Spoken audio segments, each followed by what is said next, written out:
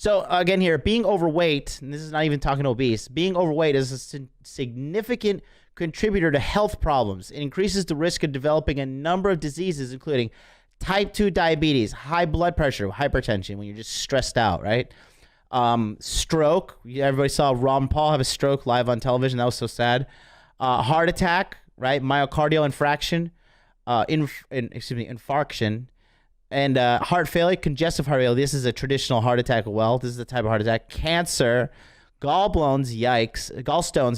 Gout, yikes. Osteoarthritis, sleep apnea. A lot of you guys who are fat, obese, and or overweight, sleep apnea is real. When I was Mr. Piggy in 2019, I got sleep apnea, and I went to a sleep clinic, and they strapped me up to this machine and put these things all over my face and monitor and stuff, and we got the results, and it was killing me because it puts excessive stress on your heart. When you see somebody snoring, okay, even when my are sleeping next to me and I feel that and I hear them snoring, I adjust their neck and I adjust their sleeping position, because that is their body struggling to get oxygen and it's putting pressure on their heart. So if you hear somebody snoring, adjust them when they're sleeping. Doesn't matter if they're waking up, you're literally saving their fucking life.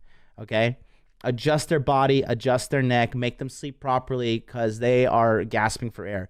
This can be mediated by a CPAP machine. It's a little device you wear when you're sleeping. If you're getting your health in check on the way, don't choke in your sleep, because quality sleep.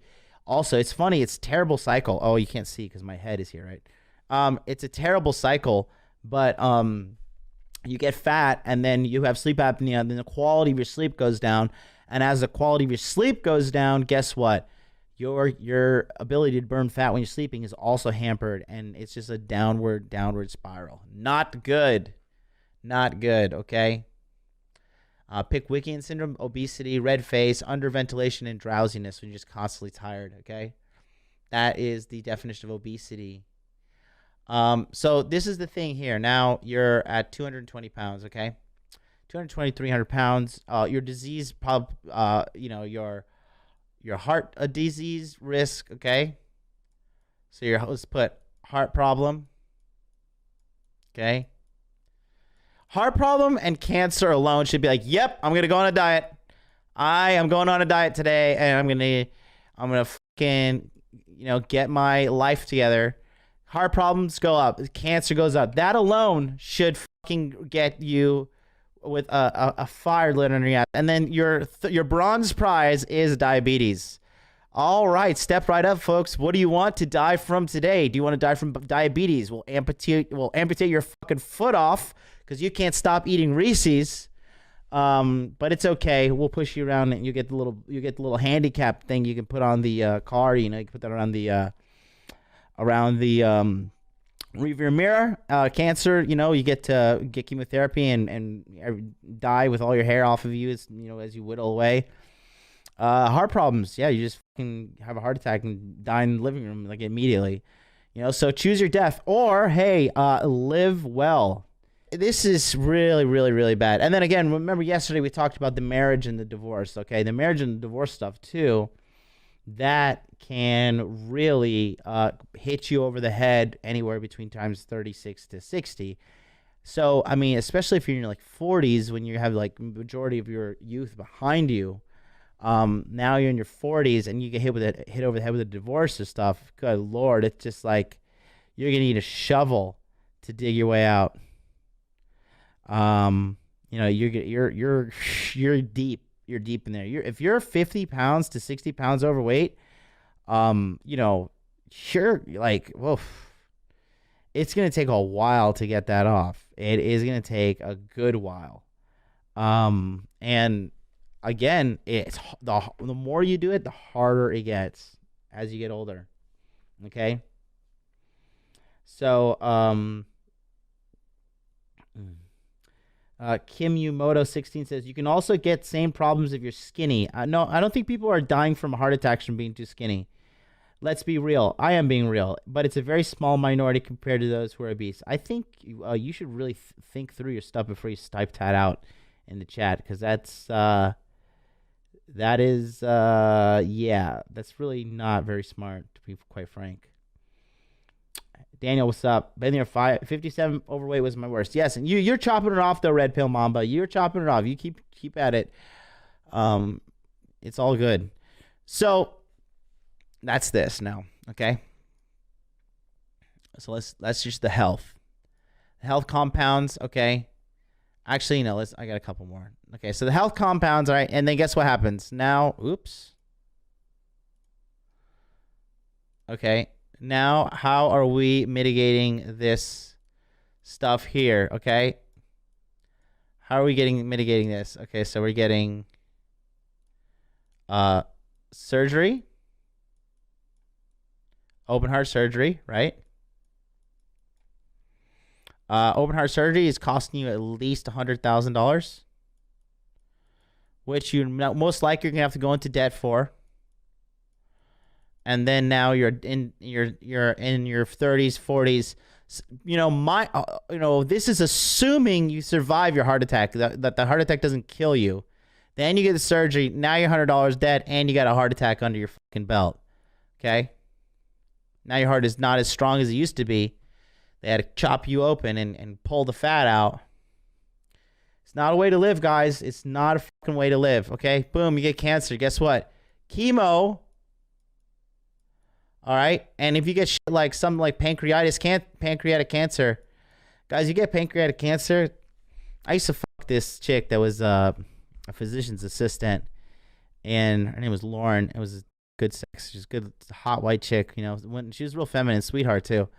And you know, she said, "Oh my God, today I had to deal with the pancreatic cancer patient." I was like, "Oh, sucks. He's have to get on chemo." She's like, "No, you don't understand. Like, when you get pancreatic cancer, it's a death sentence. Okay, fucking guess who died just recently from pancreatic cancer? Here's a hint. You tell me who just died from pancreatic cancer after saying he's gonna put up a good fight." Steve Jobs did not recently die of that. He died a while ago of that, but not. The biggest hint is playing right now on this. There you go. Brandon LeBlanc, Alex Trebek, the one and only host of Jeopardy, died of pancreatic cancer. And so a big part of pancreatic cancer is when you're eating too much sweets, you're eating too much bad food, and your pancreas has to overwork its entire life. Like, you know, it's putting out so much insulin and it's pumping out, just trying to keep you alive because you're fucking cracked out on sugar. And in America, sugar is in everything. You know, sugar's in milk? I did not know that until I was fucking in my 30s. Shame on me, but also good for me because I'm so smart and I figured it out. Diabetes, also, it comes as a sometimes you get a consolation prize where you get cancer and diabetes at the same time, pancreatic, and then you just got to stab yourself with needles daily until you fucking croak off, and you could die. Diabetes leads to, right? What a happy episode. Is anybody happy out there? What a ray of sunshine. But this is true. The happiness leads to stroke, okay? Then half your face can go numb, all right? Yes, added sugar and milk. Yes, exactly. You know, your breakfast should be eggs and spinach. Okay, that's your breakfast. Eggs and spinach. Okay? If your body can handle it. I want to say a slice of toast, but you really don't need it. I mean, you need very little bit of carbs in the morning to get going. You don't need a lot. But eggs are good. Eggs, some turkey bacon, because regular bacon, I know all you fucking bacon nuts out there are going to go crazy on me. Duh, I know regular bacon tastes better, but turkey bacon is a better alternative. I personally just like the way it tastes, and I just know, hey, this is healthier than regular bacon, so I'll do it. You know, oatmeal is a good little thing if you can have some carbs for breakfast, some nice oatmeal, steel cut. You know, you could add some stevia to it to keep it warm, or a little bit of honey. Sweetened alternative if you need the sugar. If you don't, just put a scoop of protein powder in it. You're good to go as well. I ate 5 eggs for dinner. Yum, yum, yum. Greek yogurt. Yep. Feta cheese. Oh, fire. Love it. Somebody's been making fun of Oatly, Harry, and I happen to love Oatly. It's delicious. Oat milk. So it's like a meme. People are making fun of Oatly. I'm like, come on, you guys are crazy. Oatly's fire. Turkey bacon for the halal game. I'll take it. Take a bunch of fish oils. I do. I take the fish oils daily. Fish oils. I take a lot of digestive stuff right now. Berberine, and papaya enzymes. I got them from Whole Foods. Super papaya extract enzyme. Okay. So assuming you don't die, right? I'm predicting a big wave of death, man. Like in 10 years, man. I'm telling you. 2031, when Bitcoin's like, basically a million. Excuse me.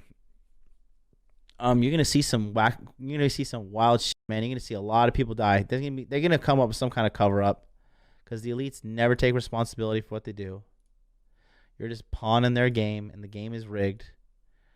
You have to really fight hard to get out, but it is possible. It is possible to fight out and get a good life. But the old way, the old order thinking, as Rollo likes to say, no bueno.